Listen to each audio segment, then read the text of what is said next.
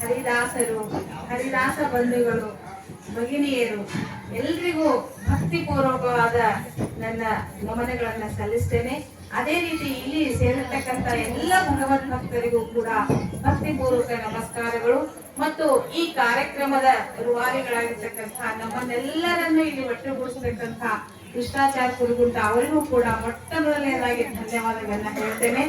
ನಿಜವಾಗ್ಲೂ ನಮ್ಮ ಜೀವನ ಸಾರ್ಥಕ, ನಾವೇ ಭಾಗ್ಯವಂತರು ಅನಿಸ್ತದೆ. ಯಾಕಂದ್ರೆ 2 ವರ್ಷದಿಂದ ಸತತವಾಗಿ ನಾವು ಈ ಒಂದು ರಾಮಾಂಕಿತ ರಾಮದಾಸ ಗ್ರೂಪಿನಲ್ಲಿ ಹರಿದಿನದಂದು ಎಲ್ಲ ಹರಿದಾಸರು ಒಂದು ತತ್ವ ವಿಚಾರಗಳನ್ನ, ಉಪನ್ಯಾಸಗಳನ್ನ ಹೇಳೋದು ಕೇಳೋದು, ಆ ಒಂದು ಆನಂದ ಸಾಗರದಲ್ಲಿ ಮುಳುಗಿದ್ವಿ. ಇವತ್ತಿನ ದಿವಸ ನಿಜವಾಗ್ಲೂ ನಾವು ಸುಧಾ ದೇಶಪಾಂಡೆ ಅವ್ರನ್ನಾಗ್ಲಿ ನಮ್ಮ ದಾಸರನ್ನ ಯಾರು ನೋಡಿದ್ದಿಲ್ಲ, ಎಲ್ಲರನ್ನೂ ನಾವು ಇವತ್ತಿನ ದಿವಸ ನೋಡ್ತಕ್ಕಂಥ ಭಾಗ್ಯ ರಾಮದಾಸರು ನಮಗೆ ಕಲ್ಪಿಸಿಕೊಟ್ಟಾರ. ನಿಜವಾಗ್ಲೂ ನಮ್ಗೆ ಉಡುಪಿಗೆ ಬರ್ರಿ ಅಂದ್ರು, ತಿರುಪತಿಗೆ ಬರ್ರಿ ಅಂದ್ರು ನಾವು ಬರ್ಲಿಕ್ಕೆ ಆಗ್ಲಿಲ್ಲ.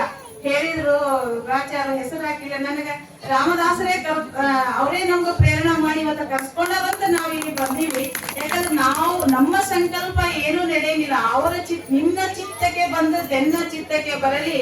ಯಾಕಂದ್ರೆ ನಾವು ಎಲ್ಲೋ ಹೋಗ್ಬೇಕು ಅನ್ಕೊಂಡಿರ್ತೀವಿ, ಹೋಗ್ಲಿಕ್ಕೆ ಆಗುದಿಲ್ಲ. ಅವರಾಗಿ ಕರೆಸ್ಕೊಂಡ್ರೆ ಮಾತ್ರ ನಾವು ಇಲ್ಲಿ ಬರ್ಲಿಕ್ಕೆ ಸಾಧ್ಯ. ಎಂಥ ಒಂದು ವೇದಿಕೆ ಕಲ್ಪಿಸ್ಕೊಟ್ಟಾರಂದ್ರ ನಿಜವಾಗ್ಲೂ. ಯಾಕಂದ್ರೆ ಅದರಲ್ಲಿಯೂ ಹರಿದಿನ 3 ಗಂಟೆವರೆಗೂ, ಒಮ್ಮೊಮ್ಮೆ 4 ಗಂಟೆವರೆಗೂ ನಾವು ಸುಧಾ ಮೇಡಮ್, ತರ್ಬೇಕಾಕೋರು ಎಷ್ಟು ತತ್ವಜ್ಞಾನ ಚಿಂತನೆ ಮಾಡ್ತೀವಿ. ಷೋಡಶಿ, ಚತುರ್ದಶಿ ಎಂತ ಕಠಿಣ ವಿಷಯಗಳನ್ನ ಚಿಂತನೆ ಮಾಡ್ತೀವಿ ಅಂದ್ರೆ ಯಾಕಾದ್ರೂ ನಮ್ಗೆ ಇದು ರಾತ್ರಿ ಮುಗಿದದೋ ಏನೋ ಅನ್ನುವಂತಹ ಒಂದು ಜಿಜ್ಞಾಸುಗಳು ನಾವು ಆಗಿರ್ತೀವಿ. ಅಲ್ಲಿ ನಮ್ಗೆ ನಿಜವಾದ ಆನಂದ ಸಿಗ್ತದ. ಆ ಆನಂದ ಬೇರೆ ಎಲ್ಲೂ ಅದೇ ನಿಜವಾದ ಮೋಕ್ಷಾನಂದ. ಭಗವಂತನ ವಿಷಯದ ಚಿಂತನೆಯ ಆನಂದದಲ್ಲಿ ಏನು ಮುಳುಗ್ತೀವಲ್ಲ, ಅದು ನಿಜವಾದ ಮೋಕ್ಷಾನಂದ ನಮಗ ಹರಿದಿನದಿಂದ ಕಲ್ಪಿಸಿಕೊಟ್ಟಾರ.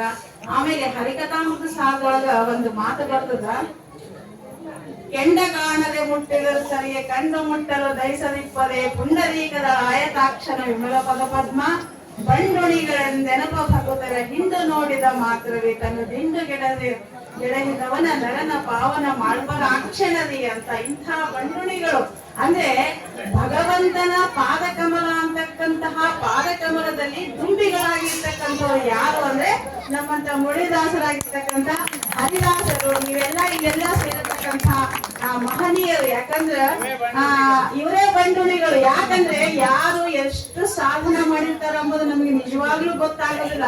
ಕೆಲವೊಬ್ರು ಎದೆ ಮನೆ ತಾಯಿಯಂತೆ ಗುಪ್ತ ಸಾಧಕರಿರ್ತಾರ. ನಮ್ಮಂಗ ವೇದಿಕೆಯ ಮೇಲೆ ಕೂತ್ಕೊಂಡು ಅವ್ರು ಏನು ಮಾತಾಡಂಗಿಲ್ಲ.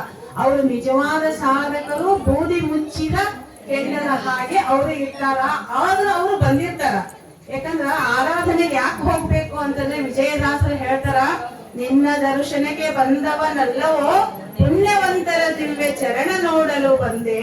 ಗೋಪಾಲದಾಸರು ಹೇಳ್ತಾರ, ಎನ್ನಲ್ಲಿಯೇ ಇದ್ದಲ್ಲಿಯೇ ಎನ್ನನ್ನು ಉದ್ಧರಿಸುವ ಶಕ್ತಿ ಅಸಾಧ್ಯವೂ ನಿನಗೆಂದು ಬಂದವನಲ್ಲವೋ. ನದ್ಯಾದಿ ತೀರ್ಥ ಕ್ಷೇತ್ರಗಳಲ್ಲಿ ನಿಜ ಜ್ಞಾನ ವೃದ್ಧರನ್ನು ಹುಡುಕಿ ನಿನ್ನ ಕಾಣಲು ಬಂದೆ. ಅವರಿಂದ ನಿನ್ನ ತಿಳಿ. ಯಾಕಂದ್ರ ಯಾಕೆ ಹೋಗ್ಬೇಕು ನಾವು ಆರಾಧನೆಗೆ? ಏನ್ರಿ ಆರಾಧನೆ, ಗದ್ದ ಮಂದಿ, ಬಸ್ ಇಲ್ಲ, ಏನಿಲ್ಲ, ಮನೇಲೇ ಮಾಡಿಬಿಟ್ರಾಯ್ತು.